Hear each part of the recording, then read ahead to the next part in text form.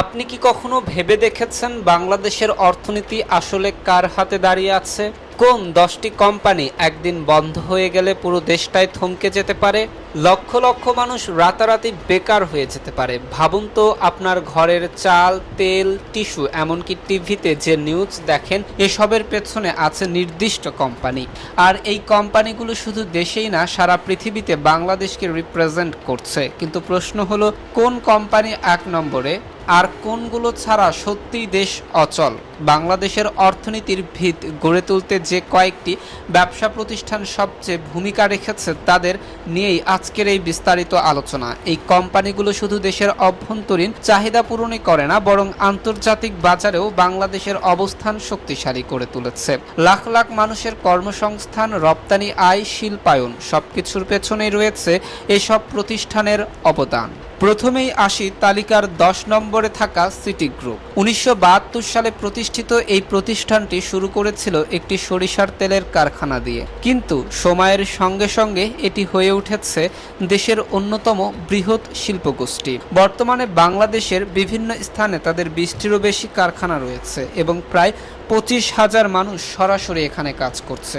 খাদ্যপণ্য উৎপাদন থেকে শুরু করে মিডিয়া, সবখানেই তাদের উপস্থিতি চোখে পড়ার মতো। 9 নম্বরে রয়েছে ইউনাইটেড গ্রুপ।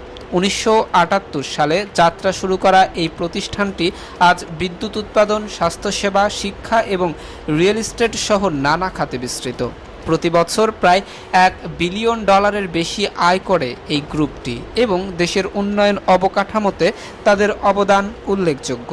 8 নম্বরে থাকা একে খান কোম্পানি বাংলাদেশের প্রাচীনতম শিল্পগোষ্ঠীগুলোর একটি। দ্বিতীয় বিশ্বযুদ্ধের সময় যাত্রা শুরু করা এই প্রতিষ্ঠানটি টেলিকম, টেক্সটাইল, লজিস্টিক ও কৃষিসহ বিভিন্ন খাতে কাজ করছে। দীর্ঘদিনের অভিজ্ঞতা এবং দক্ষ ব্যবস্থাপনার কারণে এখনও তারা শক্ত অবস্থানে রয়েছে। 7 নম্বরে রয়েছে প্রাণ আরএফএল গ্রুপ। 1981 সালে প্রতিষ্ঠিত এই কোম্পানিটি বর্তমানে বাংলাদেশের অন্যতম বৃহৎ খাদ্য ও প্লাস্টিক পণ্য উৎপাদনকারী প্রতিষ্ঠান। শুধু দেশেই নয়, বিশ্বের বহু দেশে তারা পণ্য রপ্তানি করছে। প্রায় 1,40,000 মানুষের কর্মসংস্থান তৈরি করেছে এই গ্রুপটি। 6 নম্বরে থাকা মেঘনা গ্রুপ অব ইন্ডাস্ট্রিজ বর্তমানে বাংলাদেশের অন্যতম বড় শিল্পগোষ্ঠী। 50টির বেশি কারখানা নিয়ে তারা কাজ করছে খাদ্য, সিমেন্ট, কেমিক্যাল সহ বিভিন্ন খাতে। তাদের মোট সম্পদের পরিমাণ কয়েক বিলিয়ন ডলার এবং কর্মসংস্থান সৃষ্টি করেছে 1 লক্ষেরও বেশি মানুষের জন্য। 5 নম্বরে রয়েছে স্কয়ার গ্রুপ। 1958 সালে যাত্রা শুরু করা এই প্রতিষ্ঠানটি বিশেষ করে ঔষধ শিল্পে আন্তর্জাতিক খ্যাতি অর্জন করেছে।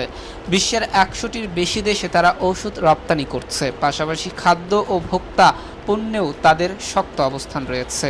4 নম্বরে থাকা আকিজ গ্রুপ শুরু করেছিল তামাক ব্যবসা দিয়ে, কিন্তু বর্তমানে তারা সিরামিক, খাদ্য, ফার্মাসিউটিক্যাল, রিয়েল এস্টেট সহ বিভিন্ন খাতে বিস্তৃত। দেশের অন্যতম সর্বোচ্চ কর প্রদানকারী প্রতিষ্ঠান হিসেবেও তাদের সুনাম রয়েছে। প্রায় 70,000 মানুষ এখানে কাজ করছে।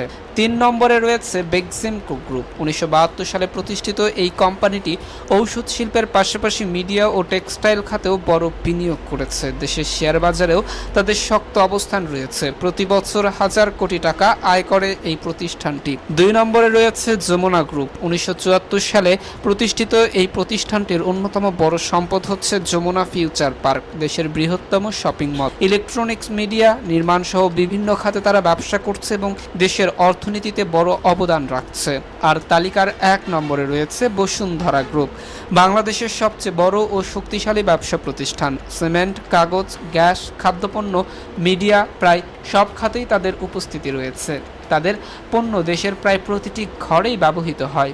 কয়েক বিলিয়ন ডলারের সম্পদ এবং লাখ লাখ মানুষের কর্মসংস্থানের মাধ্যমে তারা দেশের অর্থনীতিতে এগিয়ে যাচ্ছে। সবশেষে বলা যায়, এই 10টি কোম্পানি শুধু ব্যবসা প্রতিষ্ঠান নয়, এগুলোই বাংলাদেশের অর্থনীতির চালিকা শক্তি। শিল্প, কর্মসংস্থান, রপ্তানি সব কিছুতেই তাদের অবদান অপরিসীম। তাই তাদের ছাড়া দেশের অর্থনীতির চাকা প্রায় অচল। দর্শক, আজ দেখা হবে নতুন আরও একটি গুরুত্বপূর্ণ ভিডিওতে। সে পর্যন্ত সবাই ভালো থাকুন, সুস্থ থাকুন। আল্লাহ হাফেজ।